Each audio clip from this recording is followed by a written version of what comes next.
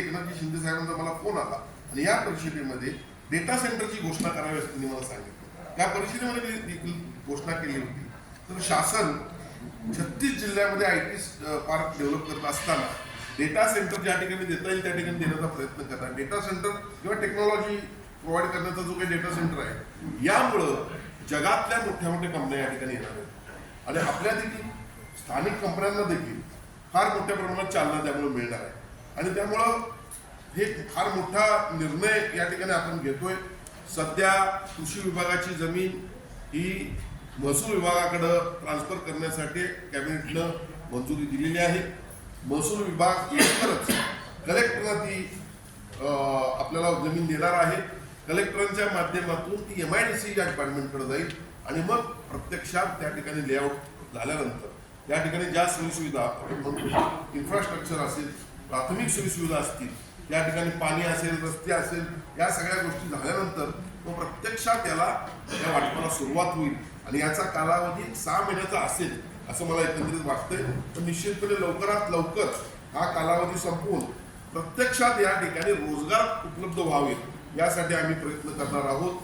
आपण सातत्यानं या मागणीमध्ये पाठपुरावा करत असताना आपली सगळ्यांची पत्रकार बांधवांची देखील याला साथ मिळालेली आहे. त्यामुळे मी आपल्याला या ठिकाणी मनपूर्वक धन्यवाद देतो.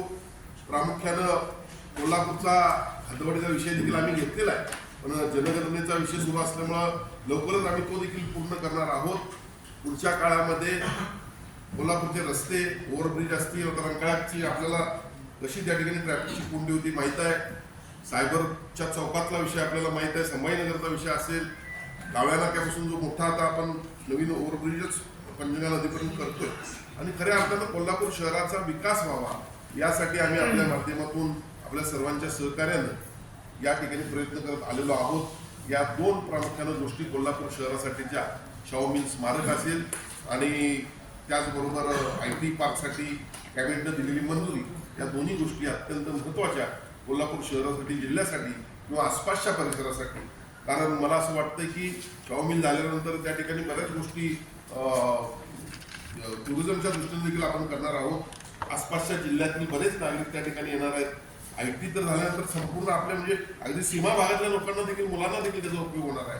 कोल्हापूर असेल, सांगली, सातारा, पुण्यापासून लोक या ठिकाणी येतील असं मला वाटतं.